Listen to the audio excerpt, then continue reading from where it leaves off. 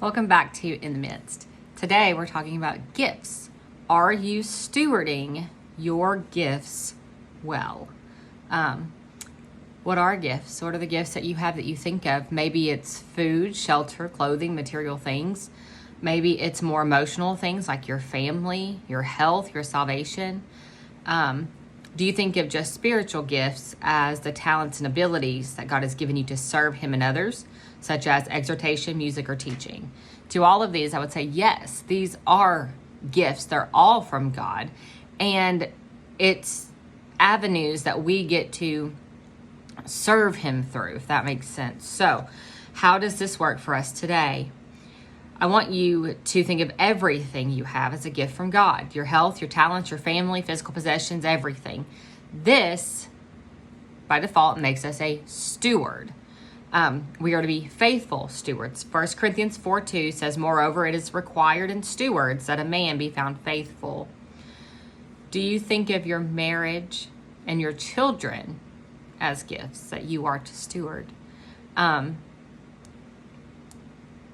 We are, and this is a big responsibility for us. Being faithful is more than just being present. We think of being faithful in examples of being faithful to your job, faithful to church, faithful to your wife.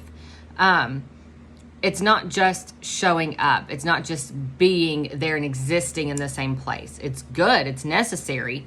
But we don't want it to be more than, we do want it to be more than just eye service, okay? We are to fulfill our roles as unto the Lord, giving our best every day. Everything we do is a service, a praise to Him, okay? I don't want you to think of things as sacred and secular, okay? It's not. It's all to be done as unto the Lord. So, in fulfilling your role as a mother and a wife, are you praying for your husband and your children? Are you asking God for wisdom to be the wife and the mom, the friend that you should be? Do you seek to be a blessing to those around you? You know, we've gone through a Proverbs 31 study here, and that's what she was. She was a blessing. She was kind. She was wise. She was present. She took care of her family's needs. And at the end of the chapter, we read that her husband and her children called her blessed. This was not only because she was the wife and the mom. It wasn't just because she existed and was in the home and they had to say these things about her. It wasn't. She was blessed because she sought to serve her family. She cared for them. How we treat our family matters. The words you speak matter, okay? Whether it's, directly to your husband, it's directly to your children, or it's about them, but you're saying it to someone else. First of all, the Lord hears all of this, okay?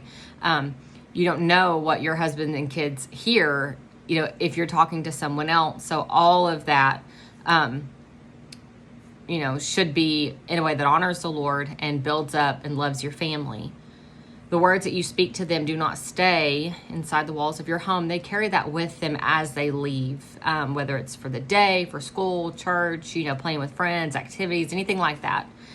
If we spend our day in front of the television or staring at our phones, we're not teaching them good habits. We're not being present. And I understand it's okay to have that downtime to watch TV, to have your social media and stuff. But if that is all we do, that is our concern, we're present in our phones rather than present with our family, that's where the problem lies. And we've talked about living in screens before here. When we do that, we're not telling them that they are important to us, that we love them, we're here for them. Eventually they'll stop asking you, they'll stop talking, they'll just start doing things on their own. And you're like, hey, where'd everybody go? You weren't paying attention to them, so they weren't going to stick around. Love is an action and an investment. We have to remember this. You can tell someone you love them, but if you don't show it, it doesn't really matter.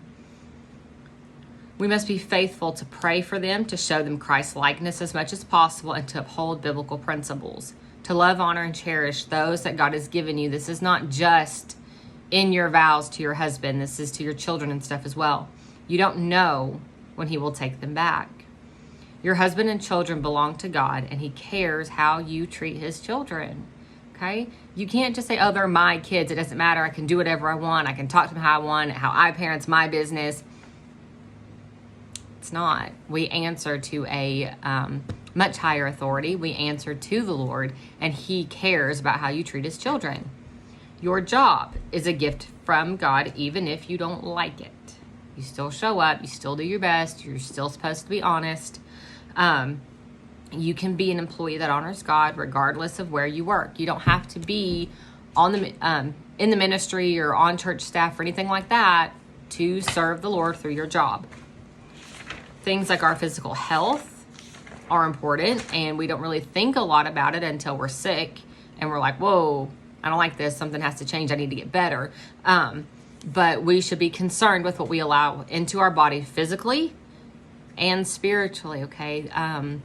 We know the negative effects of drugs, alcohol, tobacco, food, sugar, all of that. The ingredients in processed food, we know that that affects us, and some people are really sensitive to that. You know, if someone had a dairy allergy and they just, ingested dairy and they were like, it's my body, it's not a big deal. That doesn't mean that it doesn't have consequences. It doesn't mean that it doesn't affect those around them, because now they're, someone has to take care of them, make sure they're okay. Maybe they go into anaphylactic shock, and now we have to call, 911 and all these things. So yes, it is a choice that you get to make on how you eat, how you talk to your family, how you spend your time, but it has consequences that you don't get to choose. Spiritually, there's an old saying that says garbage in, garbage out. And it's true. It is so, everything that we take in impacts us so much. We feast on books, movies, social media, and the news and the negativity of this world. And then we're just not hungry for the things of God because we're full and we're stressed and we're emotionally drained, and, we're mentally unstable because all we've taken in is just trash. And we wonder why we don't feel good. We've got high blood pressure and anxiety and all these things. But we're not feasting, we're not seeking the Lord. So we must fill up on the things of God instead. We do not experience the abundant life Christ came to give us when we are not feasting on Him and on His Word. Feast on Christ, not the temporary fillers of this world. Steward your life well. Remember to treat your family, your friends, your kids, your husband, as gifts from the Lord, because they are gifts from the Lord. He's given them to us freely. We did not earn them, but that means they belong to Him.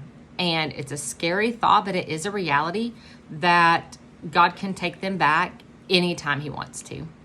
God is not required to let you get through life without being a widow, without burying a child.